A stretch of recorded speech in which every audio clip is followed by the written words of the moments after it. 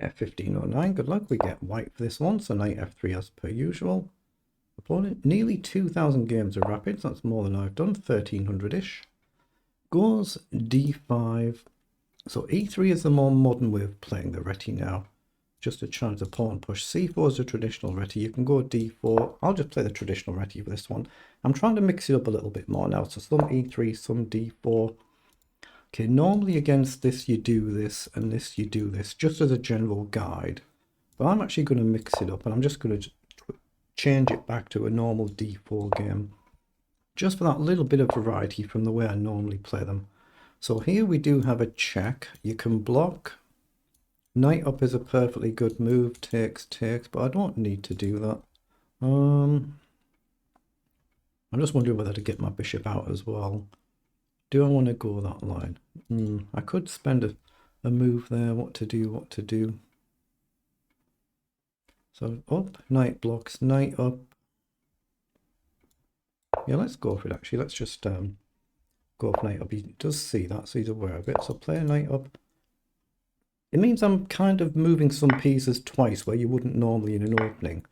So it's kind of like not really gaining me anything like this, but it does get rid of opponent's bishop for a knight. Or here, I can take here, right? And if he plays bishop up, I can take here. So it's got to be right to take that one. And pawn, am I able to gain myself a free pawn? Because here we attack the rook, but he can move his bishop and still protect the rook with the queen. And then I've got to presumably come across. If he takes, so we'd be happy with that, right? The other move, I can go here and pin his knight. And not necessarily go pawn grabbing, but a pawn's a pawn, isn't it? Do I do that? Am I blundering some theory? Let's just do it. Bishop up is what he should do, and he sees it instantly, so I can go here or here. So does that matter? Here, I think it gives him a tempo to come forward, so I'm going to go here. It might be a line like this that makes it problematic, means this is problematic. That's what he's gone for. Okay. So I think I need to drop back. I could take here, actually, couldn't I? And if he takes, is it a thing? Is it a thing? Queen back is the other move I'm looking at. I'm just going to play that. Just play the queen back. I've got to find a way to get castled. Oh, he's going really direct. I might have blundered something here then. Have I actually blundered here? Let's play the bishop up to guard and try and do this, but he's playing the move so quickly, it's like it's known theory, but at 1500 it would be really advanced to know all this. If it's a real 1500, it would be seriously advanced if this is all in his head already. So again, if I take and he takes, to me it just opens up the file for his rooks. I don't want to do that. So I'm going to go here and try and castle and hope I can. He's taken. Now I can develop and attack the knight. I guess he's got bishop down and I can still just castle, but then at least my king's safe-ish. It's all about your king's safety first above everything else. That's what he's gone for. So pawn up, no, can't be a thing, just castle. Right, now I'm reasonably happy, reasonably safe. He still can't move his knight because the bishop would hang. But there's no way for me to get another piece in one move. I can do this and this maybe. Still protect the pawn, then threaten the knight. Guess he can also queen across to guard. So queen here is not a move, so I guess coming back, there might be nothing else to do. Okay, let's do that. The idea is just to go here, but like I say, you can easily guard and then at F5, so there's no actual threat. Oh, he's protected it anyway now. He's coming and protected anyway, so I could go here to go here then. Actually, maybe I should get my rook across. I guess he can just meet that as well. How do I break through here? F3, I don't think is a move. I mean, maybe if he goes here. But he's all protected, isn't he? And it weakens my defense, so... Here, say pawn up. He could go up to here. Again, I don't quite see what I'm gaining. I'm just going to activate the rook. I'm losing a lot of time here. He's playing this very well, very well. So bishop up, hit the pawn. He can just push it and plant his bishop. I don't really see that I'm going to get e4 in unless that's a trick. Here, if he plants the bishop, we might be able to work on getting e4 in if the knight moves. Like f3 to play e4. I need to get rid of my bishop first. Is that a concept though? Here then, say he does this. We then go f3. The knight moves somewhere and we go e4. It's worth a punt, isn't it? It's worth a punt because it might give him a chance to trap a piece, but it's at the expense of really opening my king up. But the threat is a double move, and that's what he's done. So I can get my bishop here first, but what's he going to do? If I go f3, has he got any knockout reply? If he takes, I think we just take back. A pawn is safe. But here, say he drops back here, we're just going to play e4 and his bishop is trapped. If he takes, we take back. It's still protected. My king looks safe. Let's be bold and play it then. I just hope my bishop isn't trapped. But e4 is the actual threat. So if he goes here, I mean, I could maybe take first and then go e4. And if he went with a queen, my queen would just trade. We'll have to see what he does. He could go here, he could go here. But that's the actual threat. The bishop's now boxed in. As long as my king is safe, which you're always gambling on, but it feels to me like I should get pieces off the board because I should win a piece here. So if I take him first, we attack the queen. If queen takes, we take with a queen. He comes here. We then pin the bishop, trap the bishop. Then there's a lot less material on the board that should be cleanly winning. And if he just takes with a pawn, then I go here and he's got less on the board, right? So because I'm hopefully going to win a piece, I'm going to go that way around. Now we'll go here, try and trap the bishop. I don't think he should take you. I think he should allow us to take and then build a nice connect 4 pawn chain. So try and find a good move. I'm not sure what that is, but leave your bishop there. Let us take it and build the nice connect 4 and try and stay solid. That's what black should do, I think. And if we can get the queen off the board now, that would be really good for us. Really good. So that's what he's done. He's let us take. So we don't have to take this move, but I think I will. Just as a principal concept, I'm going to take just so I don't mess it up further down the line. So there's a pawn here now. So I can develop a rook with a tempo, or I can go here. Can I go really bold and push and try and open this up though? I think I can. That looks nice to me. Now we're up a piece. We can afford to be a little bit more adventurous. If he takes, we'll just go with the queen. We'd love to get the queen off the board. If he pushes, I thought I could push on here. And if he pushes here, have I got a better move? Like if I go here, how else can he guard the pawn other than with his queen? And then maybe I just come up here. But here, if he takes queen up, no, let's not overcomplicate it. Let's just go here and hit the pawn. Queen down or queen across I would expect, and then maybe just queen up I'm looking at to try and get forward. Yeah, if I push the pawn there, I might have been just sacking a pawn for nothing. But let's go here now with a view to going forward with the queen. But I've got to still try and keep my king safe. He's gone there. So here, can he come in? Maybe, maybe, not sure. But here, say he comes forward. That pawn's then loose, isn't it? Yeah, I think I should try and get my rooks active then. I'm going to go forward. I'm going to get my rook forward and go here and try and double up, but I mustn't forget the queen that covers this square. Oh, he's played forward. That allows me to get the queen off. That's a mistake. I can check and force the queen off now, which is exactly what we wanted. The big risk now is if he manages to push this pawn down the board and promote it, but we can get the queen off now. Again, I don't think he should take because it opens a foul for our rook, so I think he needs to move his king. Let us do the taking. And he's got a nice big pawn clump. We'll try and go here. Oh, he has. That's got to be a mistake. He's got to protect this now. Yeah, he should have just left the queen there, moved the king maybe. So he's had to go defensive. So I don't see any tricks, any breakthroughs right now.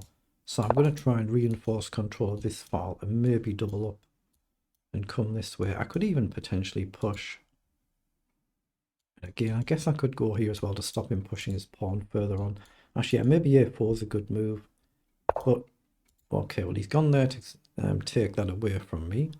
What to do then? I might have to sack my bishop to open things up. I don't quite see a good way to do that. Let's just challenge this pawn. I'm 2 minutes down on the clock. 2 minutes again. Well, actually, no, it is rapid and it don't need a pre-move, but I was going to take back. We create an extra threat here because of the pin. Oh, he's missed that. He just moved a little bit quick. He's up 2 minutes on the clock. He just moved a little bit quick, but now we get a key pawn and we hit another pawn.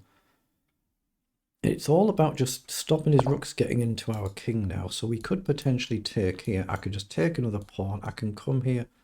That's got to be right to me. Just triple attack and try and get a rook off the board as well. Just minimize the risk as much as you can.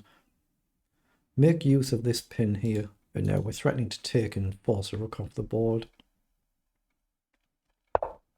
Okay, so he's moved out the way. So does it matter which rook I take with? I think it's this one to keep this file under control. I could just take here. Hold on, yeah, I'm not better off to take here. Take, and then he goes after our bishop. We just take anyway. If he goes here, the risk is he can go here and get the open file. And I don't see the checkmate. Yeah, I'm actually going to take the pawns and try and get rid of his dangerous pawns while I can. I'm 2 minutes down on the clock. If I give him counterplay, it could all go wrong. Especially if he gets his king in and then he gets his rook down here. So take. I'm concerned about rook here and coming in and getting this or trapping our king and then he comes down. Ooh, but this time I can force at least... No, that's got to be winning for us. Right? I can still take here. But rook takes. He doesn't have a one move now.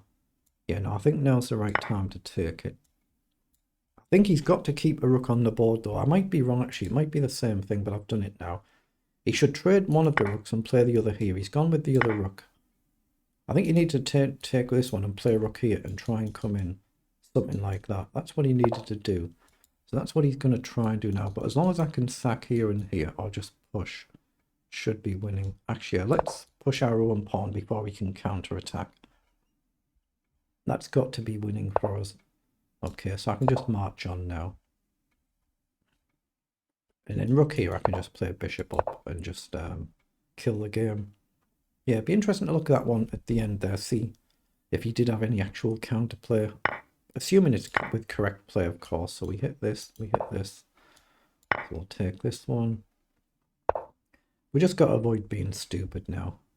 So there's no need to give him a free pawn here. And then we'll go after this final pawn. Actually, I could have kept his king cut and run up as well, couldn't I? Yeah, just for the principle, I'll do that. I'll keep his king cut off. I'll drop the rook right back. And then I'll just run the pawn up and get a queen, just to show the concept. His king, you just got to make sure his king's always got legal moves. So when you're queen, there's no stalemate. And there's nothing wrong with him playing on just in case. All he can do is move his king. So he needs to put it on a square where if I get a queen at the wrong moment, then he doesn't have a legal move. But I don't see that happening yet. He's just resigned. So it's a good effort. I won it. Really good game. Good game. So let's just pause so we don't accidentally start another one. We have 47 moves. They're the move times for both players. So let's analyze it. The Queen's Gambit declined. What's that? The Ragozin defense. I've never heard of that name before. But it shows I don't play this very often. Yeah, so we'll level out of the opening basically for 17, 18 moves, and then we've gained an advantage, but he's played that very well. 93 against 88 on the accuracy. Lots of little inaccuracies from both of us, but nothing too bad. So let's have a flick through. So you see, I turned this one into a more normal d4 game as opposed to a Reti opening. So check here. But he knew this all right. He knew what he was doing here. So it was okay to grab the pawn and come across, but it's still just completely level. Yeah, it's all must be standard theory here, and I'm supposed to play g3 early instead of dropping the queen back, allow him to take here. I should have just played g3 there. It's all about king safety. So we went slightly wrong, and black's marginally better. So queen f6 was good, just create the obvious mate threat. So we develop the bishop to guard it. Then here he should have dropped his knight back. And then, oh, he's going to redeploy the knight to c4, and we can't easily cover it. That's problematic, isn't it? He should have gone knight to d6. We'd have to play queen back and just allow him to take here and protect the bishop and then go off this same idea. I didn't see that move. So now again, I should be playing pawn up to stop him going here, presumably. So he's still got the same idea. Knight here to go here. I just didn't see that. He took the pawn. And it's already now marginally better for us. And yeah, I should have been playing this f3 early. f3 was a move early on then. So what did I do? I just castled here. I should have played f3 and he drops the knight back and that's all it gives. So it was the right thing to do, but I don't see the effective continuation at this stage. That's why I castled. And then here I should have played f3 again, just kick his knight out of our side of the board. But then I've seen this potential to trap the bishop. And as luck would have it, that's what he's done with that blunder there. It's his only blunder of the game as well. I've got the bishop trapped. Now here, I should have actually just played h4 and driven the knight right back instead of taking here. But because I was winning a piece, I've seen the idea just to get another piece off the board. And it's now, what, +4 better for us. So as long as we don't blunder something, it's just winning now. Down to 2.4. That's actually the worst that we got for the rest of the game. We've got the queen off the board. I think he should have probably moved his king and allowed us to take there. But it's not been flagged though. Queen takes is okay. Now we've got a little bit of luck there. Win another pawn. Then we took another. Then here, yeah, he should have gone with this rook. And then if I take here, he can activate the rook. That's what I was a bit concerned about. Okay, but when he takes this one, there's actually a checkmate unavoidable. So we've missed a checkmate sequence here, have we then? The rook takes was good. Rook h8 was good. And then I just went e6. I'm not bothered if there's a technical checkmate finish or not, though. I'm just trying to win the game. But yeah, we've missed a couple of forced checkmates there according to the engine. Then here I realised, yeah, I just show the concept of cutting the king off. So that's why I went back. Just to show the concept, we can queen. You just make sure the king's got at least 1 or 2 legal squares when you queen. So it's not a stalemate and it's just an easier way to convert. So, but still a good game.